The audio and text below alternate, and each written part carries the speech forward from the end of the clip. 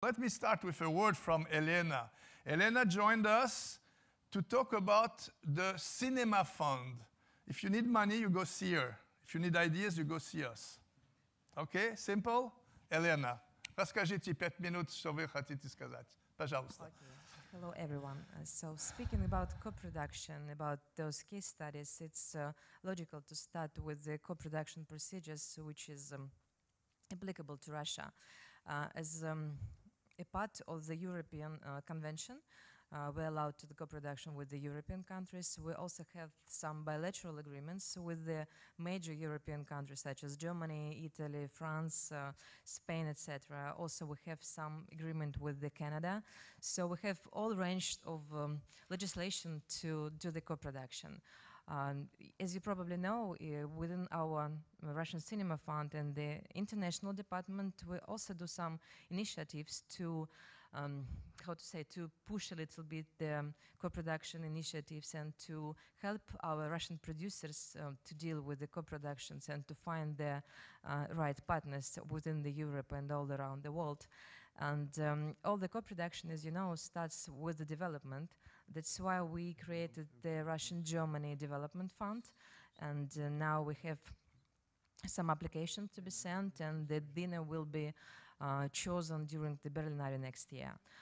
Also, we created the Russian-French Cinema Academy, and there also there is some possibilities for the development and grants to be developed. You have two kinds of co-production documentaries. The immediate co-production, some news event happened and you want to have a documentary right away. It's a new trend. Then you have the organized documentaries where you have a script, pictures, a story that you can use to pitch to somebody else. Vitaly, your project is? Mission Invisible. It's a film about the Russian nuclear strategic missiles submarine, the big ever built. And that was never shown before? No, of course, okay. Because it's strategic and it's very secret. So you had this idea and you had the possibility to shoot?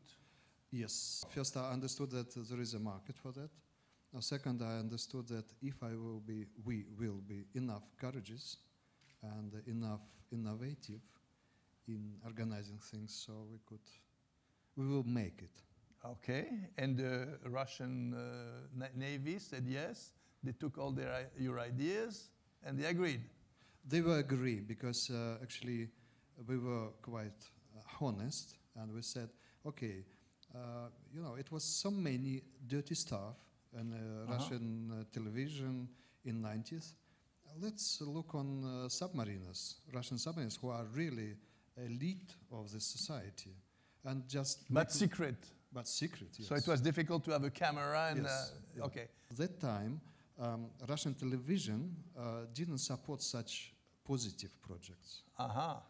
And in this case, we understood, okay, we have no any support from the back, and we have to collect resources and financial resources from NATO countries. So that's when you went to look for a co-producer? Yes. Patrick was the first commissioning editor who really reacted. He said, don't yes. dream. The first one is not always the guy who says yes. So in this case it was, but okay. And the second, step by step, Chris Hoerl was vice president of Discovery International, and also he loved the project. He understood, I mean, the subject is cool, absolutely. And he was also enough courageous, you know, to believe and to trust and to understand, okay, with this guy, it will be possible to make. Okay. Patrick, when Vitaly came to see you, what did you think? Did you think it was true to have a trip on board a nuclear submarine in operations? Actually, I thought it was true. I mean, there's why did you think that? You knew Vitaly before? I knew Vitaly before. I met him before at international events. There's a couple of gatherings that we all go to, all the people involved in factual entertainment and documentaries. And I've seen him acting, and I've seen him asking the right questions about the international market, so I knew he was sensitive regarding the right needs. Questions about international market. Write this down. it wasn't, he wasn't coming to us as a filmmaker who said, I'm going to make this film my way and this will be the way I'm going to do it. He was open to listen to the needs that we had at the time as an international broadcaster. And then it was, well, to be frank, it was a spectacular subject. It was something we could have never done on our own, which is probably the main reason for co-producing. A good idea, ready to discuss, and a willing partner who was already knowing the person who makes the project. Three major points. Unique access, absolutely unique access. I mean, probably Vitaly will never reveal all the methods that he and his female colleagues used. It's not the to get subject into of today. Co-production only. But anyway, we were really impressed by the first footage that we saw, and it really paid off well for us.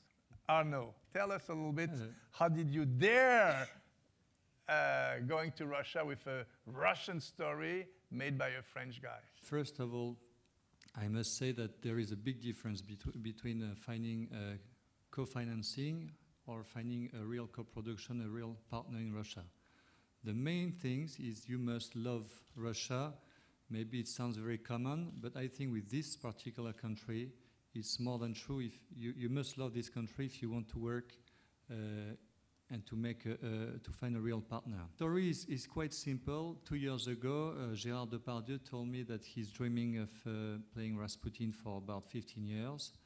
And he told me, what do you think, can we make it in Russia, for Russian also, with only with Russian team. I told him, you can do Rasputin in any countries, but what you want to do in Russia is not so easy. We really need to find the right partner. It took me a long time to find the right partner, and I found the right partner with the Russian television, represented here by Yulia Matyash, and they made an amazing job with us from the beginning to today. Each sentences of the script, which was one of the most difficult part, doing a script that matching with the Russian vision of the history and the worldwide vision of the history. Finding the good casting, they help us a lot to convince the main Russian actors. They agreed to play second roles all together with Depardieu.